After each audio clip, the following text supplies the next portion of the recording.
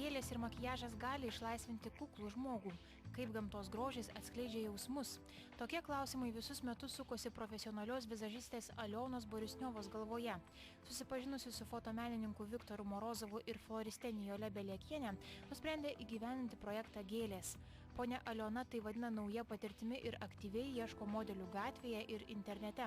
Pagal žmogų sugalvoja makiažą ir šukuosenos formą, o spręsti, kokios gėlės puoš modelį, vizažistė patikė floristei Nijolei. Šita idėja taip ir atsirado, kad norėjos per gėlių grožį, per gamtos grožį parodyti žmogaus jausmus, parodyti žmogaus emocijas, žmogaus pergyvenimą. Ir būtent gėlių ir makiažo pagalba galima atskleisti tas paslaptis. Tarkim, jeigu mergina iš tikrųjų atrodo labai paprasta, pilka mergaitė, o viduj bujoja aistra, mes galim tai parodyti, būtent gėlių ir makiažo pagalba. Tvirtų brandolių save vadinantis skirtingų sričių profesionalai sako, kad yra giminingos sielos, todėl dažnai nereikia daug aiškinti apie savo sumanymus. Visi greitai suvokia pagrindinę idėją. Pirmieji darbai vyko labai tarytum iš mažų lego dalelių. Kiekvienas patrupinėlį, tiek vizažistė, tiek floristės, tiek Viktoras fotografas, tiesiog susiburdavome pradžioje, visi kurdavom, dėdavom lyg gėles, lyg žiedus, taikydavom ir jausdavom, bandydavom pajausti tą pradžią, darbų pradžią, tai žingsnelis po žingsnelio. Dabar tas jausmas toks išaugo iki tiek, kad mes antiek pasitikime vienas kitų savo konkrečių išbaigtų darbų, mes įsijautėme. Projekto kūrėjai paiso metų laikų ir skirtingų nuotaikų. Vienos merginos virto tarsi rusiškomis balerinomis, kitos švelniomis vėjavaikėmis.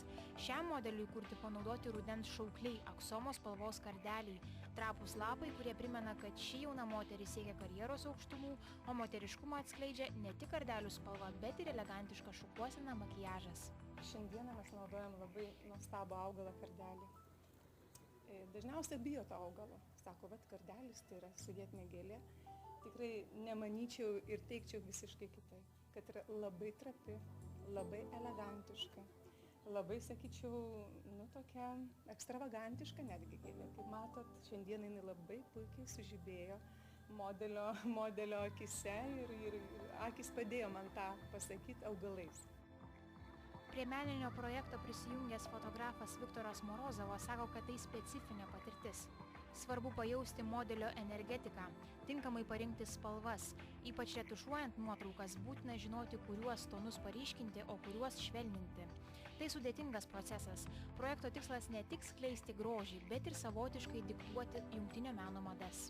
Turi būti kažkoks postūmis, kuris skleis žinią tam, kad kažkas vyktų. Tai yra svarbu, mes siekiame kurti tendencijas, o tie, kurie pamatys ir priims, kaip tai padarys, jau jų reikalas. Mūsų kūryba tai pirmas postūmis žmonėms suvokti tai, kas gražu.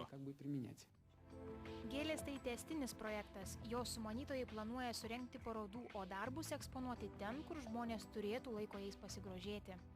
Aš noriu paskui eksponuoti mūsų visą komandą, jeigu sutiks.